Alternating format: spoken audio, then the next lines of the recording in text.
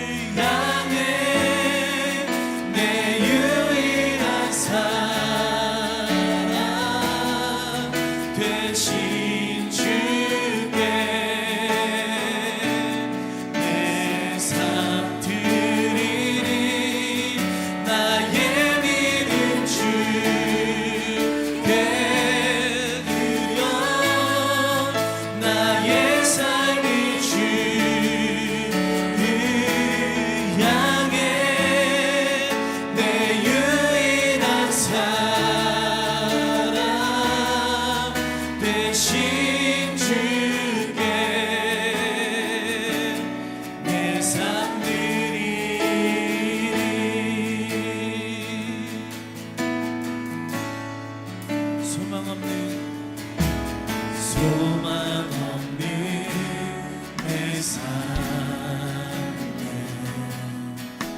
새 생명 허락하신 나의 향한 주님의 은혜,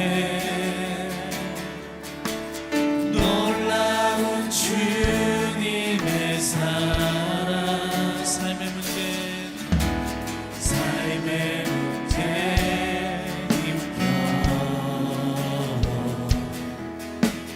눈물만 흘릴 때도 날 안아주시는 주님, 한없는 주님의 사랑 나 찬양하네. 나의 믿음 주께 드려 나의 삶이 주를 향해 내 유일한 사랑 대신 주께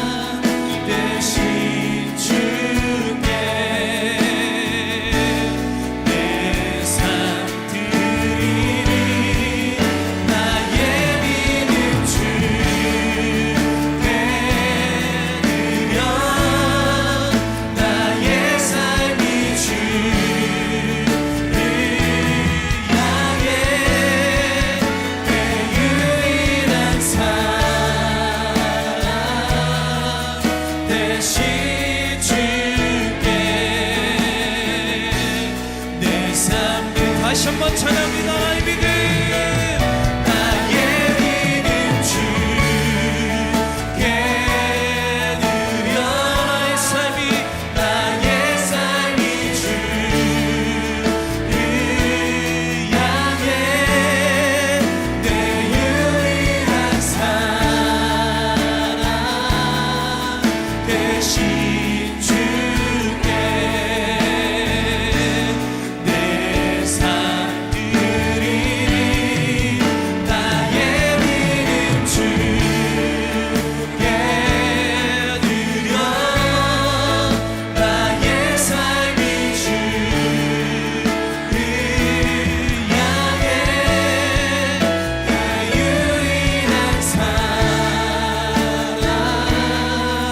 대신 주께 내 삶 드리리. 아멘. 우리가 잘 보면 신앙생활할 때 오직 하나님께 우리들의 모든 영광과 감사를 드려야 될 것인데 우리 하나님이 우리에게 많은 것을 해주시기를 바랄 때가 많습니다. 주님이 이미 여러분들 삶에 충분히 모든 것을 채워주셨음을 믿으시기 바랍니다. 오히려 우리의 삶을 주님께 드려 내 삶을 바쳐서 이 땅에서 하나님께 영광 돌리면서 살아가시는 우리 성도님들 되시길 간절히 축원합니다. 아멘. 이 시간 주날 구원했으니 하나님께 찬양의 영광 돌리겠습니다.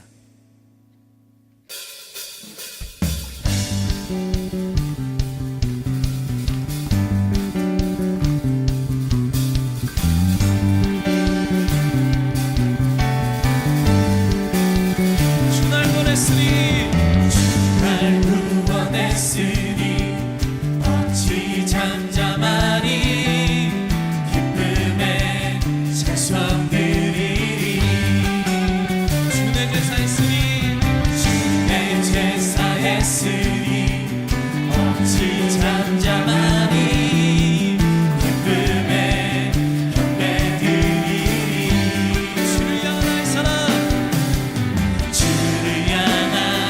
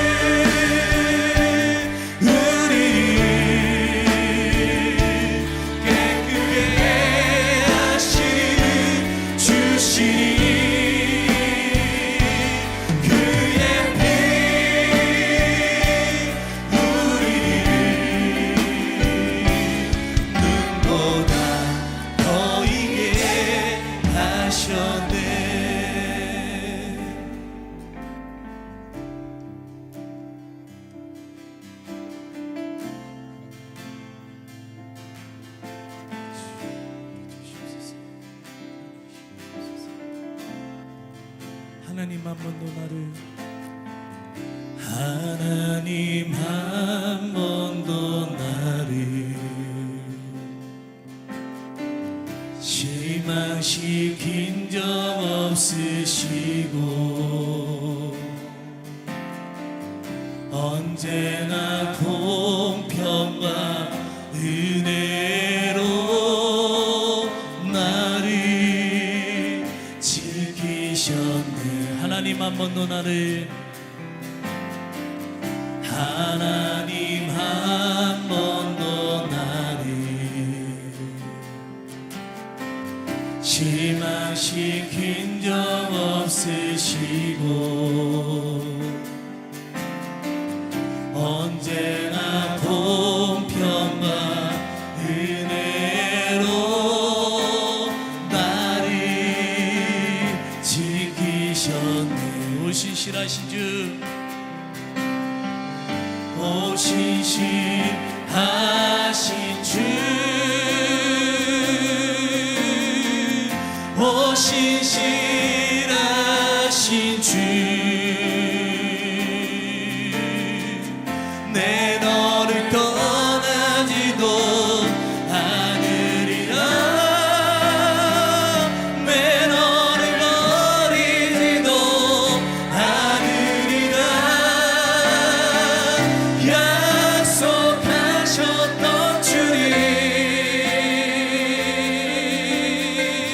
그 약속을 지키사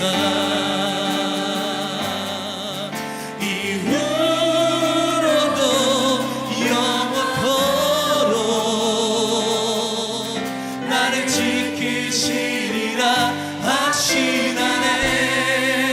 지나온 모든 세월들, 지나온 모든 세월들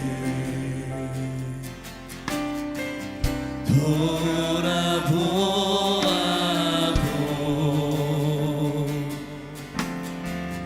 그 어느 것 하나 주의 손길 안 미친 것 전혀 없네. 오 신실하신 주,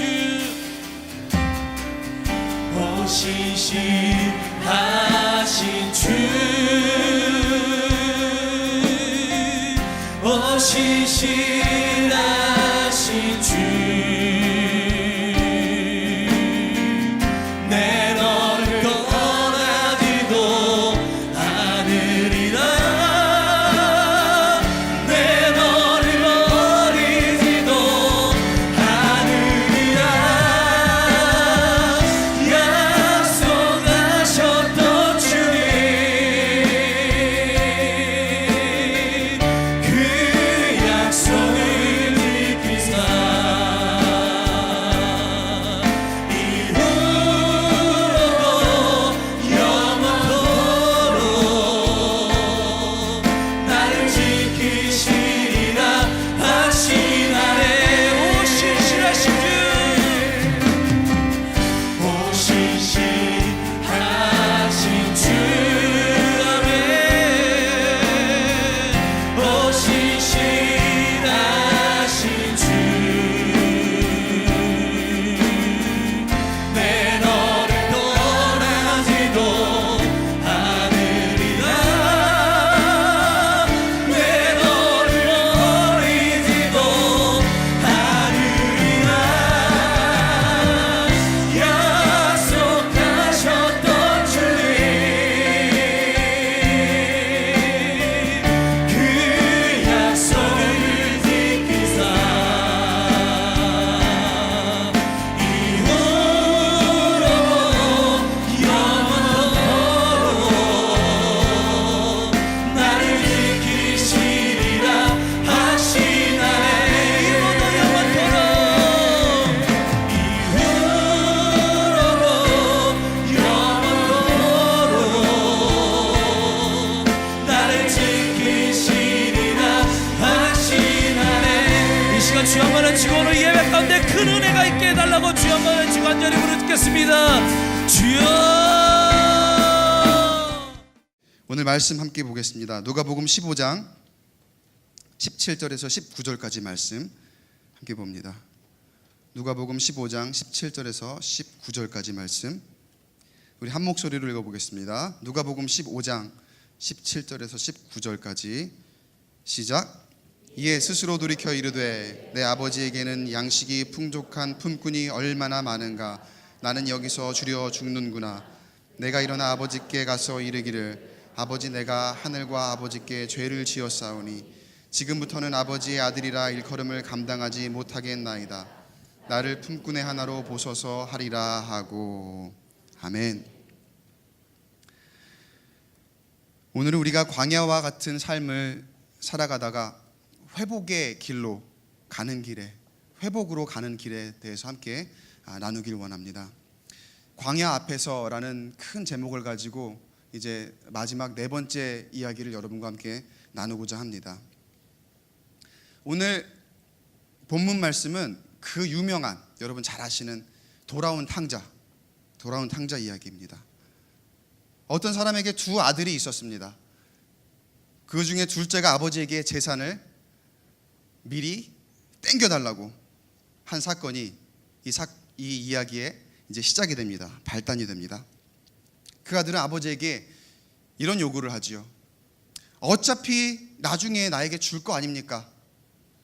그거 나에게 주어질 분량이 이미 정해진 게 있을 테니 나에게 미리 주십시오. 사실 이 둘째 아들의 요구는 무례하기 짝이 없는 그런 요구입니다.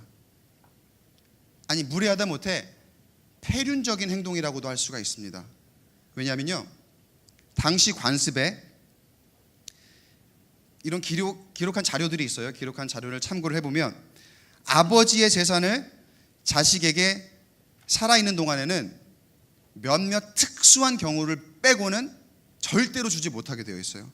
예를 들면 자식이 결혼하는 경우에 아주 극히 일부의 재산을 자식에게 줄 수 있었다. 그런 정도의 규칙이 있었습니다. 그리고 또 가장인 아버지를 그 삶과 재산을 보호하기 위해서 자식들이 살아있는 동안에는, 자식들에게 아버지가 살아있는 동안에는 절대로 재산을 나눠주지 않을 것을 권면하는 그런 문서 자료도 찾아볼 수가 있습니다. 근데 이 아들은 지금 결혼을 한다든지 자신의 지금 상황이 무언가 특별한 상황이 아니에요. 절대로 재산을 나눠줄 만큼 그런 특수한 상황을 가지고 있지 않은데 지금 다짜고짜 자신의 재산을 달라고 하는 건 당시의 관습으로 보자면 이거는 가족의 연을 끊자고 하는 거나 마찬가지예요. 지금 둘째 아들은 가족의 연을 끊자고 하는 걸 넘어서서 지금 살아있는 아버지가 살아있을 때에는 자식에게 절대로 재산을 줄 수 없는 게 당시의 관습인데 이 살아있는 아버지를 죽은 사람 취급하는 거나 마찬가지라는 거예요. 이런 무례한 행동 앞에서 저와 여러분이라면 어떻게 하시겠어요? 재산을 주셨을 것 같아요? 안 주셨을까요? 나는 재산을 주겠다. 아니다. 당시의 법이 그러니까 나는 절대로 줄 수가 없다. 나는 별로 관심이 없다. 그 아버지가 어떻게 했을까? 12절에 아버지가 그 살림을 각각 나누어 주었더니, 아마 여기에도 분명히 관습이 그렇다고 해도 아까 손 들기는 좀 그랬지만 나누어 줄 수 있을 만한 그런 부모도 분명히 계셨을 거예요. 자식 이기는 부모 없다고요. 둘째의 원대로 아버지가 재산을 달라는 대로 줘버립니다. 우리가 하나님께 보이는 모습과 하나님께서 우리에게 주시는 모양도 사실 마찬가지입니다. 우리가 하나님을 대할 때 늘 이런 모습이에요. 내 생각만 해요. 우리 생각만 합니다. 사실은 하나님께서 우리를 위해서 수많은 것들을 계획해 놓고 계시고, 그리고 인내하고 순종하고 인도하는 대로 따라가기만 하면 공급하시고 채워주시고 복을 내려주실 텐데, 우리의 마음은 얼마나 급한지 몰라요. 늘 그래요. 얼마나 급한지 하나님 지금 주셔야 돼요. 꼭 지금 둘째 아들이 아버지에게 행동하는 것과 똑같아요. 제 딸이 저에게 하는 거랑 너무나 똑같아요. 다 지금 충분히 기다리고 그리고 조금만 인내하면은 나중에 더 좋은 것으로 계획해 놓고 충분히 공급하려고 계획이 다 되어 있는데 지금 자기 생각만 하는 거예요. 그게 지금 우리의 삶과 같다는 거예요, 여러분. 사랑하는 성도 여러분, 인내하시기 바랍니다. 순종하시기 바랍니다. 하나님께 떼쓰고 토라지고 나만 생각하면서 불평불만으로 가득 찰 때가 얼마나 많은지 몰라요. 내 성에 차지 않으면 나쁜 자녀가 되어서 온갖 생떼를 다 쓰다가 나의 조건에 맞춰주시면 그때는 다시 착한 자녀가 되고, 또 안 맞으면 생떼를 쓰면서 나쁜 자녀가 되었다가 다시 조건에 맞으면 다소곳하게 착한 자녀가 되고, 그런 패턴을 반복하고 있지 않습니까? 여러분, 인내하시고 순종하시면 하나님께서 우리에게 알맞게 공급하시고 때를 따라 채우시는 은혜로 베푸실 줄로 믿습니다. 그렇게 사람의 욕심으로 가득 차면 우리가 실수를 하게 되어 있습니다.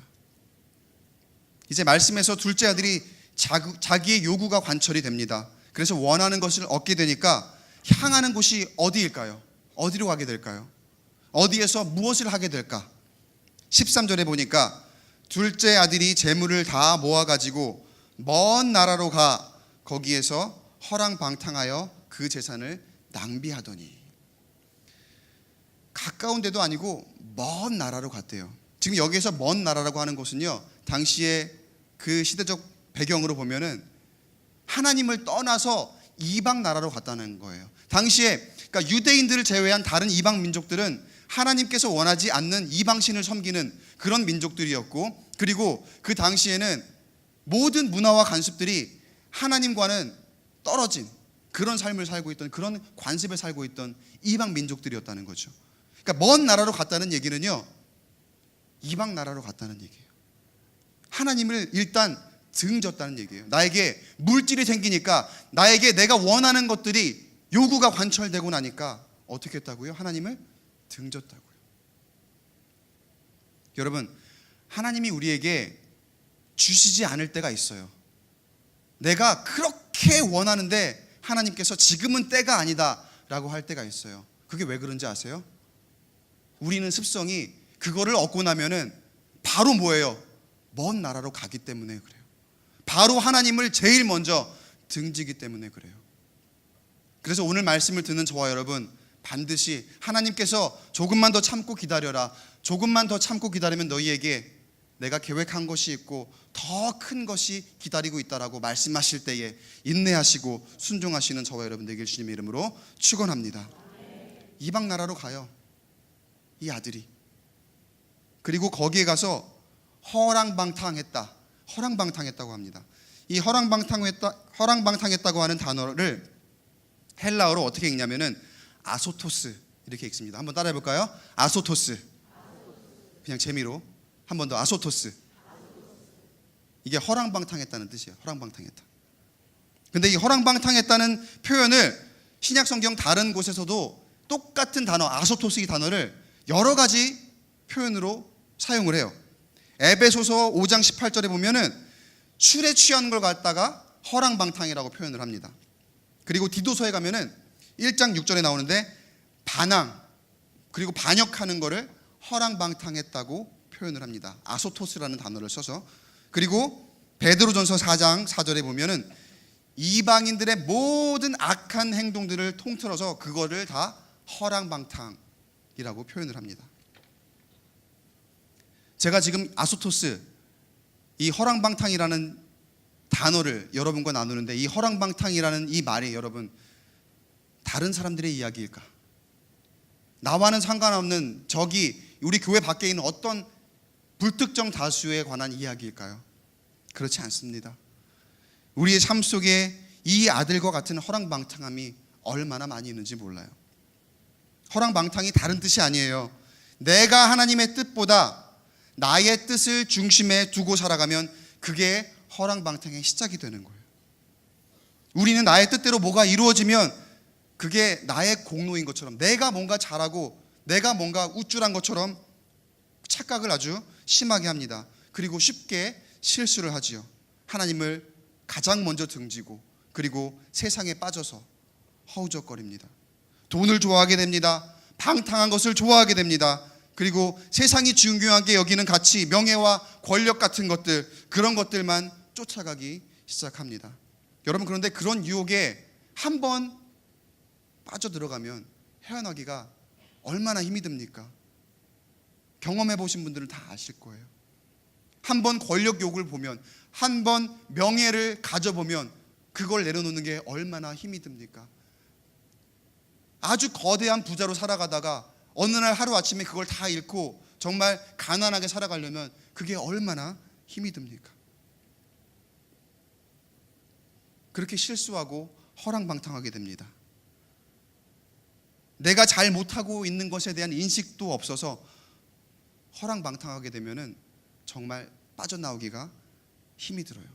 그런데 강한 충격을 한번 받고 나서야 그 악순환의 고리를 끊고 그리고 빠져나오게 되는 경우가 많습니다. 그 강한 충격이 뭐냐? 바로 광야예요, 여러분. 하나님께서 우리에게 필수적으로 허락하시는, 우리를 필수적으로 인도하시는 그 광야. 사랑하는 성도 여러분, 우리도 모르는 사이에 허랑방탕할 수 있습니다. 그리고 내 뜻대로만 살아가고자 할 수 있습니다. 그러나 그러할 때에 하나님께서 우리의 그 악순환의 고리를 끊기 위하여서 허락하시는 광야, 그 광야를 감사함으로 받아들이시고 그리고 그 광야에서 훈련을 통해서 하나님의 뜻을 깨닫는 저와 여러분 되길 주님의 이름으로 축원합니다. 우리에게 어려움을 주시기 위한 것이 아니라 하나님과 나와의 관계를 회복할 수 있도록 기회를 주시는 거예요. 축복을 향한 단계로 허락하시는 거예요. 내가 왕년엔 진짜 잘 나갔는데, 야, 내가 진짜 고급 차도 끌었고, 엄청난 평수의 아파트에 살았고, 내가 왕년에 이랬는데 지금 내가 광야 같은 여기 떨어져서 내가 지금 뭐 하고 있는 거냐? 사람 보기에 부끄럽고 피해 다니고, 예전에 물질이 많았을 때에 어깨 쫙 펴고 가슴 쫙 펴고 떵떵거리고 다녔을 때 그 모습 생각하면 지금 모습이 너무나 초라하죠. 그리고 사람을 보면 부끄럽고, 혹여나 그런 모습 가지고 계신 분이 있습니까? 그러나 여러분, 사람에게 부끄럽지 않은 모습보다 하나님 앞에 부끄럽지 않은 게 더 중요한 줄로 믿습니다. 그 광야 앞에서 누구나가 다 지금 서 있을, 어떤 광야는 조금 클지도 모르고 어떤 광야는 조금 작을지도 몰라요. 그러나 지금 누구나 다 서 있을 그 광야 앞에서 사람 바라보지 마시고 사람을 부끄러워하지 마시고 하나님 바라보시는 저와 여러분 되길 주님의 이름으로 축복합니다. 지금 이 둘째 아들도 그렇게 허랑방탕한 생활을 하다가 이 이방 나라의 흉년이 들자 그때서야 이 허랑방탕한 생활에 브레이크가 걸려요. 이 아들이 이제 광야 앞에 서게 된 거예요. 14절입니다. 흉년이 들어 그가 비로소 궁핍한지라.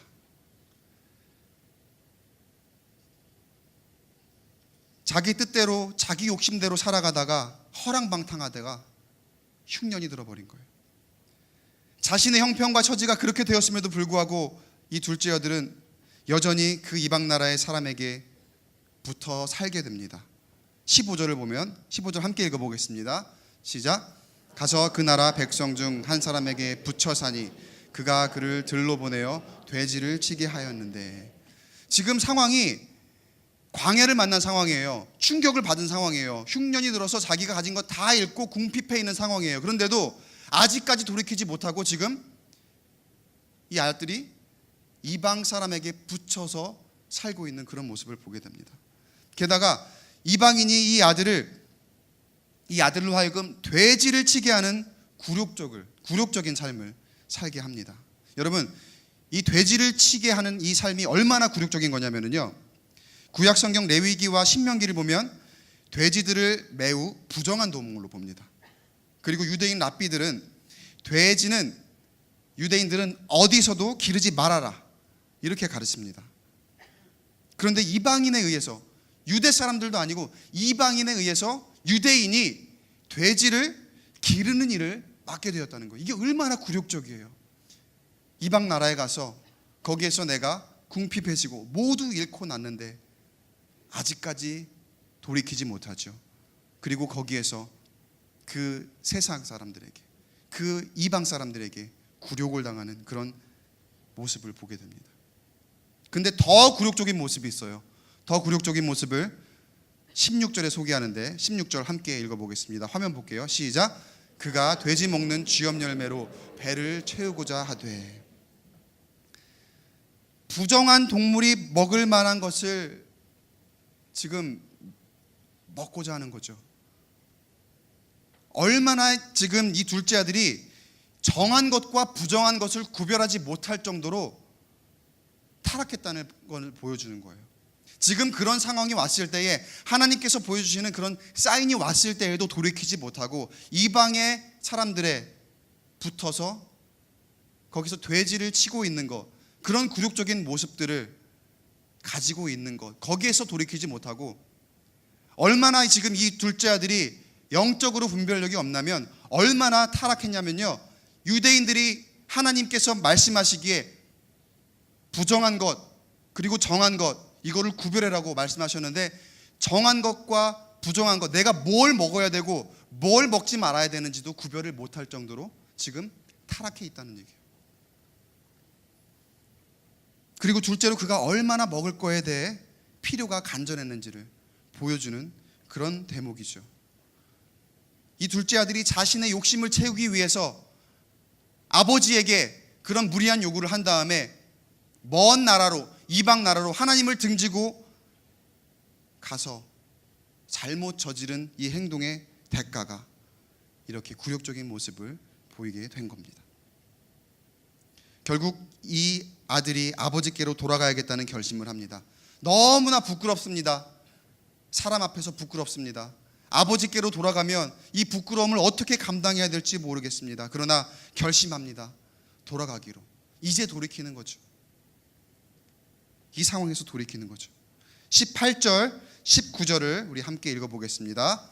함께 읽어봅니다. 시작. 내가 일어나 아버지께 가서 이르기를 아버지, 내가 아들과 아버지께 죄를 지었사오니 지금부터는 아버지의 아들이라 일컬음을 감당하지 못하겠나이다.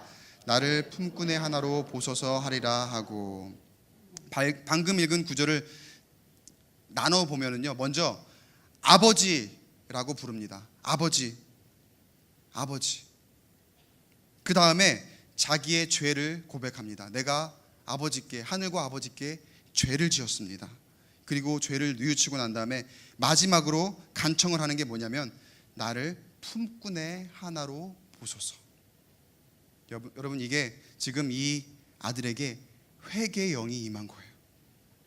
오늘 이 밤 아버지를 외쳐 부르는 저와 여러분 되길 주님의 이름으로 축복합니다. 간절히 회개하고 회복하는 밤, 뜨겁게 회복하는 밤 되길 주님의 이름으로 축복합니다. 우리는 하나님의 자녀이지만 완전하지 못한 사람이기 때문에 언제든지 우리의 욕심을 따라서 죄를 범할 수 있어요.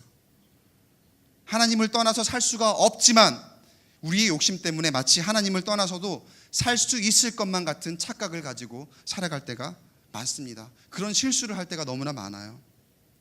그러나 우리가 죄를 지었더라도 아버지, 내가 잘못했습니다. 오늘 이 둘째 아들이 아버지에게로 돌아가기로 결심하고 아버지 부르고 죄를 고백했던 것처럼 우리가 우리의 죄를 자백하고 하나님께 회개하면 하나님은 우리를 돌이키시고 용서하시는 분이신 줄로 믿습니다. 신약학자 요아킴 예레미야스라는 사람이 회개에 대해서 이렇게 말합니다. 회개는 하나님을 아바, 아버지라고 다시 부르는 것을 배운다는 뜻이고 우리의 모든 신뢰를 하늘에 계신 아버지께 드린다는 뜻이고 아버지의 집으로, 아버지의 품으로 돌아간다는 뜻이다. 그 뒤에 이 아들이 회개하며 돌아오니까 어떤 일이 일어납니까? 22절, 23절을 보니까 아버지는 종들에게 이르되 제일 좋은 옷을 내어다가 입히고 손에 가락지를 끼우고 발에 신을 신기라. 살찐 송아지를 끌어다가 잡아서 먹고 즐기자. 그리고 그들이 즐거워하더라. 여러분, 우리가 우리의 삶을 뒤로하고 하나님을 등지고 세상을 따라갔을 때에도 그 모든 것들을 뒤로하고 다시 하나님께로 회복하고 다시 하나님께로 회개하고 다시 하나님께로 돌아왔을 때에 하나님께서 우리를 조건 없이 받아주시고 우리의 부족한 점 그리고 우리의 허물을 모두 보듬어 주시고 우리를 기쁘게 맞아주시는 줄로 믿습니다. 그 하나님을 전적으로 신뢰하고 우리의 부족한 점, 우리의 죄성을 하나님 앞에 모두 내려놓고 회개하며 회복하는 우리의 삶이 되길 축원합니다. 탕자가 아버지에게 돌아왔을 때 아버지의 호의적인 반응을 보고 그 사랑을 하나님의 무조건적인 사랑이라고 해석할 때가 참 많이 있어요. 어떤 일을 저지르고 돌아왔더라도 무조건적으로 받아주시고 다시 회복시켜 주신다. 맞는 말입니다. 근데 맞기도 하고요, 조금 안 맞기도 합니다. 다 맞지는 않습니다. 물론 우리의 이전의 삶이 어떻게 죄로 가득 차 있었는지 따지지 않으세요. 우리를 조건 없이 받아주시는 분이세요. 그런데 그 전에 조건이 아주 없지는 않습니다. 정말 중요한 조건이 하나 있습니다. 그게 오늘 여러분과 저와 나눴던 회개인 줄로 믿습니다. 우리의 삶에서도 그렇잖아요. 상식적으로 잘못을 저지른 사람이 잘못을 인정하고 사과하고 사죄하면 법적으로도 정상 참작이 될 때가 있고, 그리고 사람과 사람 사이의 관계에 있어서도 더 큰 분란이 안 생기게 되죠. 다른 차 앞에 부득이하게, 정말 부득이하게 끼어들었어요. 근데 손짓을 이렇게 정중하게 한다든지, 그리고 사과를 하면 싸움이 안 나죠. 그런데 운전을 내가 잘해서 당연히 내가 이렇게 끼어 들어갔다는 것처럼 그런 식으로 있으면 요즘에 도로 위에서 별의별 일이 다 생기죠. 그 하나의 차이로. 근데 여러분, 그 하나가 굉장히 중요하다는 거예요. 여러분, 하나님과 우리와의 관계에 있어서도 여러분 그 단계가 얼마나 중요한지 몰라요. 내가 죄인입니다. 아버지, 내가 죄인입니다. 나의 잘못을 인정해야 됩니다. 나의 잘못을 인정하고 하나님 앞에 내려놓고 고백해야 되는 줄로 믿습니다.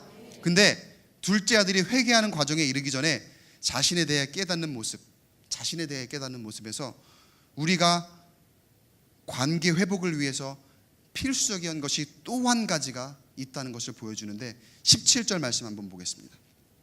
이에 스스로 돌이켜 이르되, 같이 읽어보겠습니다. 시작. 이에 스스로 돌이켜 이르되. 이에 스스로 돌이켜 이르되. 내가 죄인입니다 라고 하면서 하나님 아버지께, 우리 아버지께 나의 잘못을 고백하는 것, 그것도 굉장히 중요한 과정이지만 그 앞에 정말 하나님 앞에 가기 위해서 중요한 과정이 있는데 바로 스스로 돌이켜 이르되. 나 자신에게 먼저 다가서야 됩니다. 하나님께서 창조하신 그 하나님의 형상을 먼저 회복하는 모습을 가져야 됩니다. 하나님과의 관계를 회복하고, 그리고 사람과의 관계를 회복하려고 하면서 이전에 누렸던 어떤 권리, 그런 것 찾으려고 하면은요, 여러분, 관계는 회복될 수가 없습니다. 둘째 아들이 어땠는지 한번 볼까요? 19절 함께 읽어봅니다. 시작. 지금부터는 아버지의 아들이라 일컬음을 감당하지 못하겠나이다. 나를 품꾼의 하나로 보소서. 이 아들이 자기를, 나는 죄인입니다, 내가 내가 아버지와 나와의 관계를 회복하고 싶습니다 라고 하면서 자신에게 원래에 있었던 내 지위, 나의 위치, 내가 원래 가졌던 그런 것들을 회복하기를 요구하지 않았어요. 물론 그렇게 요구하지 않았더라도 아버지께서 분명히 그 위치와 그 모든 것들을 회복시켜 주실 거거든요. 근데 문제는 나의 마음 상태라는 거죠. 내가 정말 죄인이고 내가 정말 통회하고 내가 정말 자복하는 마음이 있다면 내가 이전에 가지고 있던 예전의 것들, 그런 것들을 생각하면 과연 내가 하나님 앞에 스스로 돌이킨다고 할 수 있을까? 정말 내가 스스로 하나님 앞에 통회하고 자복하고 회개한다고 할 수 있을까?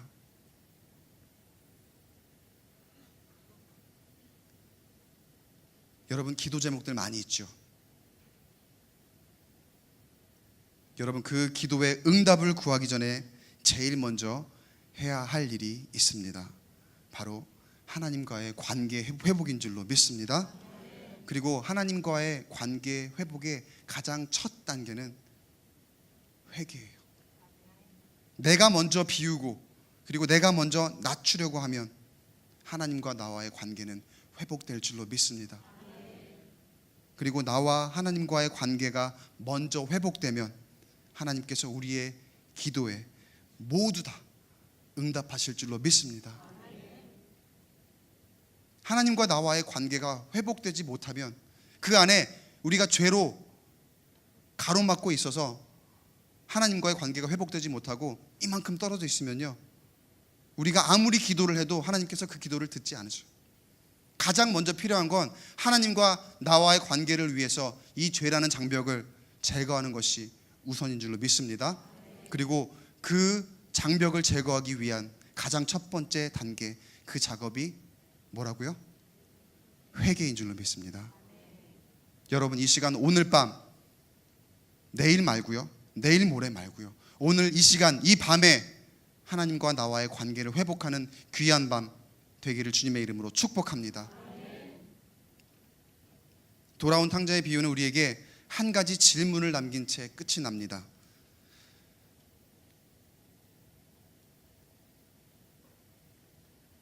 첫째 아들이 있었죠. 그 첫째 아들이 둘째 아들이 돌아왔을 때에 굉장히 심기가 불편했었는데 그 첫째 아들이 집으로 들어갔을까요? 안 들어갔을까요? 둘째 아들이 돌아왔을 때에 그 잔치는 사실은 천국 잔치예요. 이제 잃어버린 양을 찾았고, 그리고 하나님께서 잃어버린 양들과 함께 성대하게 천국의 잔치를 이루는 그런 천국 잔치입니다. 그런데 바리새인과 같은 이 첫째 아들은, 이 둘째 아들이 아버지를 배신해서 떠날 때는 언제고 이제 와서 나는 그렇게 뼈 빠지게 아버지를 위해서 이렇게 일을 했는데 이 둘째에게 이렇게 잘해주는 것을 보고 못마땅한 그런 모습을 보이죠. 그리고 완전히 삐치고 완전히 토라져서 집 안에 들어가지도 않는 그런 모습들을 보였을 때에 오늘 탕자의 비유의 마지막은 우리에게 이런 질문을 남기고 끝이 납니다. 과연 이 첫째 아들이 회개했을까? 아버지에게, 아버지 도대체 뭐 하는 것입니까? 이 둘째 아들은 죄인입니다. 어떻게 이 죄인을 드릴 수가 있단 말이에요. 나는 선한 사람인데, 나는 아버지의 말씀 잘 들었던 그런 사람인데 어떻게 나에게는 이러한 것들을 한 번도 해준 적이 없더니 이 아들에게는, 이 죄인에게는 그럴 수가 있습니까? 라면서 집 문 안에도 들어가지 않고 밖에 있는 이 아들이 문 안으로 들어갔을까요? 들어가지 않았을까요? 성경엔 답을 주지 않고 있어요. 근데 이 질문에 여러분의 삶을 한번 대입시켜 보시기 바랍니다. 탕자의 비유에서 여러분은 첫째 아들입니까? 둘째 아들입니까? 둘 다예요, 여러분. 둘 다. 그리고 여러분들의 삶을 첫째 아들의 그 모습에 한번 대입시켜서 이 마지막 질문에 답을 해보시기 바라요. 여러분은 둘째 아들과 아버지가 들어간 그 천국 잔치, 그 문으로 들어가시겠습니까? 들어가지 않으시겠습니까? 그 결정은 우리가 해야 되는 겁니다. 우리가 들어가기로 결정한다면 우리는 하나님께서 은혜로 베푸시는 화해의 잔치에 참여하게 되고 하나님을 아버지로 모시는 한 가정으로 회복되는 줄로 믿습니다. 그리고 어렵게 얽힌 관계가 그 안에서 하나님과의 나와의 관계도 그렇고 우리의 형제와의 관계, 혹 나에게 둘째 아들과 같은 그런 사람이 있다면 그 둘째 아들과의, 내 동생이죠, 동생과의 같은 그런 관계가 회복되는 귀한 놀라운 역사가 있게 되길 주님의 이름으로 축원합니다. 전부여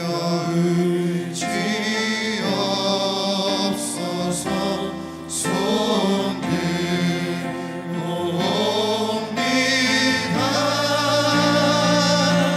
주 나를 외면하시면 내 죄를 씻기 위하여 피 흘려 주시니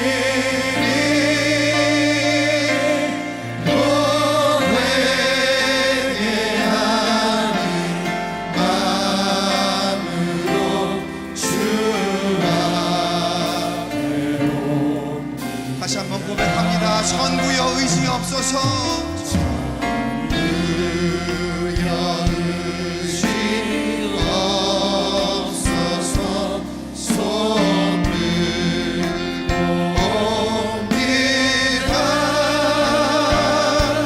주 나를 외면하시면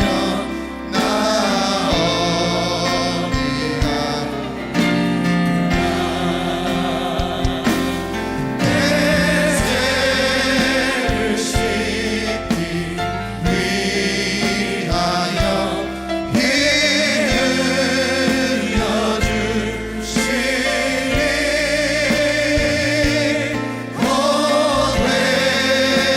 고백하니 마음으로 주 앞에 전부터 계신 주께서 전부터 계신 주께서 영주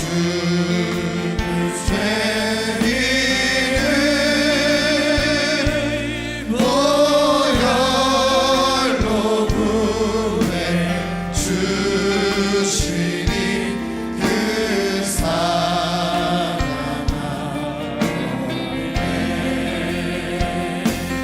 내 죄를 씻기 위하여 피 흘려 주시니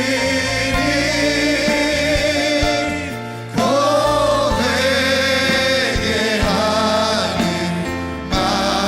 마음으로 주 앞에 나 예수 의지함으로 나 예수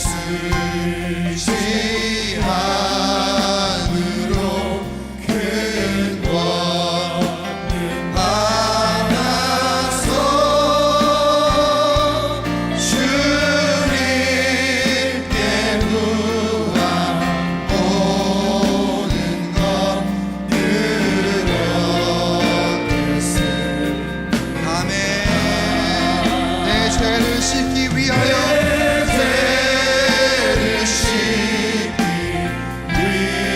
위하여 피 흘려 주시니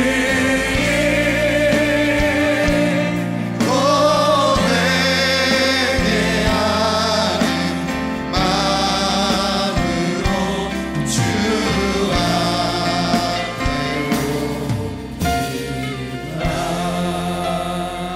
이 시간 두 손 높이 들고 한번 함께 기도하기 원합니다.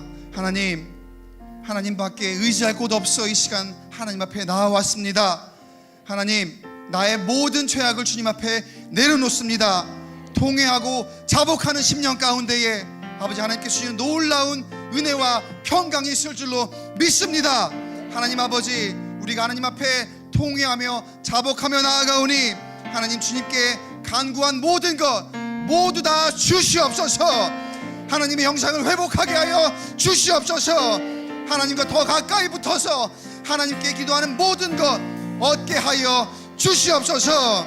이 시간 다 함께 기도할 때인데 우리 모든 죄악을 내려놓고 하나님과의 관계 회복을 위하여 기도하고, 또 이 시간 특별한 중보기도 요청 하나 있습니다. 7교회 13지역 박인숙 집사님, 지난 금요일에 뇌출혈로 쓰러져서 지금 응급수술을 받았고 어제 2차 수술 받은 후에 계속해서 중환자실에 입원 중에 있습니다.